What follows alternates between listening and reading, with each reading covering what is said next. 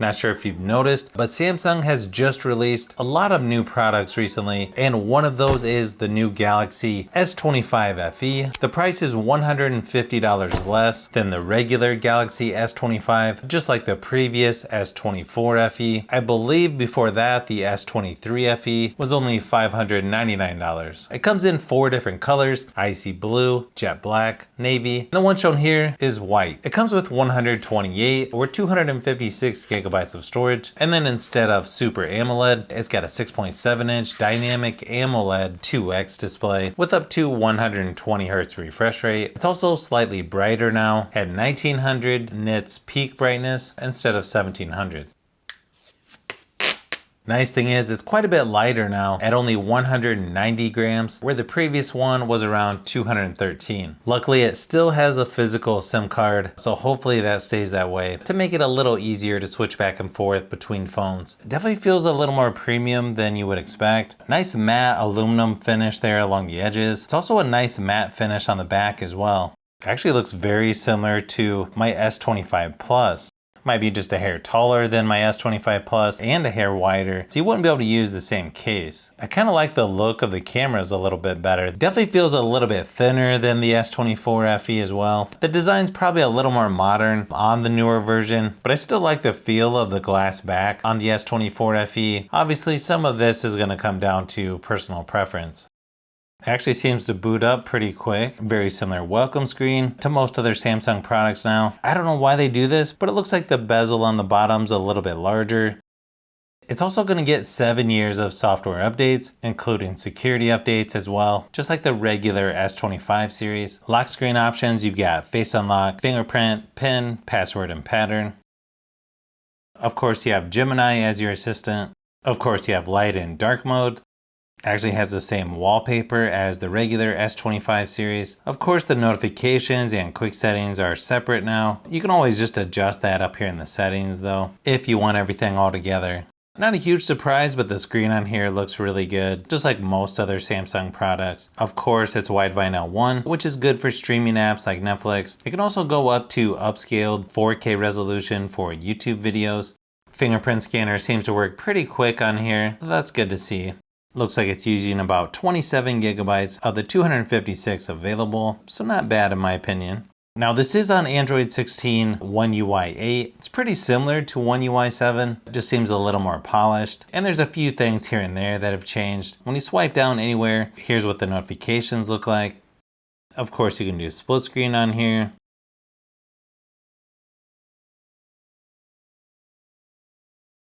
Pretty similar here in the quick settings. You have a lot of the same shortcuts like secure folder, do not disturb, screen recorder, link to Windows, Samsung DeX. You can also add a lot more like take screenshot, secure Wi-Fi, extra dim, Dolby Atmos, NFC, and so on. It also allows you to rearrange everything in here as well. If you tap on panel settings, that's where you can put the notifications and quick settings all together again. You still have the option of Samsung News left of the home screen or Google Discover. You'll notice they do add a couple extra apps like Facebook, Netflix, Spotify. Of course, you can uninstall some of those if you want to. And then your typical ones from Google, Microsoft, Samsung. It now has an Exynos 2400 Deca-core processor instead of 2400E, and then it still has the same 8 gigabytes of RAM as the previous S24 FE. If you compare this to the previous S24 FE, you can see it's a slight improvement on single and multi-core score, and just slightly better on GPU performance as well. So definitely not as big of performance increase over the previous version as you would think. But I think it's powerful enough to do most things that you would need it to. I know it did get a little warm when testing out games like PUBG Mobile and Asphalt Legends Unite. Not that bad though, it still seemed to play fairly smooth for the most part. It's got a larger battery now at 4900 milliamp hours, and they've upped it to 45 watt fast charging instead of 25, so that's good to see. It also has 25 watt wireless charging as well, plus wireless power share. I know there's a lot of variables when it comes to battery life, but when I ran my typical battery drain test at 100% screen brightness, it lasted about 12 hours, so pretty similar to the previous S24 FE, but also keep in mind, this one is a tad brighter, so if you turn that down, it should last even longer. Personally, I think the speaker could be a little bit louder on here, but not bad. I imagine most people are going to use headphones anyways, but here's a quick sample of what it sounds like compared to the S24 FE.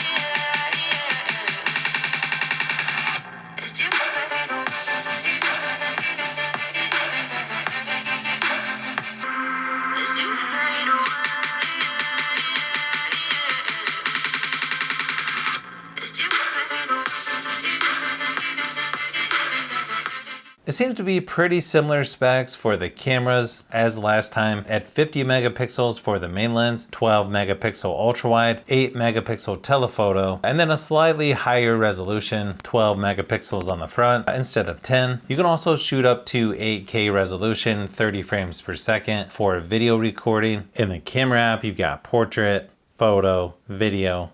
Under more, you've got Pro Video, Night, Food, Panorama, Slow Motion, Hyperlapse, Portrait Video, Dual Record, and Single Take. Shutter speed seems to be pretty quick on here.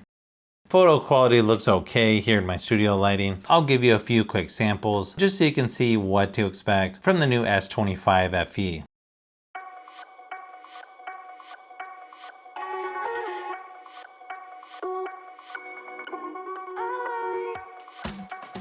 Not a huge surprise, but I think you can tell from the photo and video samples that it's pretty comparable to the previous S24 FE. I can't see too many people upgrading from the S24 FE to this phone because they're so similar in most categories. But anyone who has the S23 FE or older may want to consider it. I think overall they did a solid job with this one. It's got decent performance, good cameras, probably good enough battery life for most people as well. I'll probably have to compare it to a couple other phones that I have, so you'll definitely want to keep an eye out for those upcoming videos.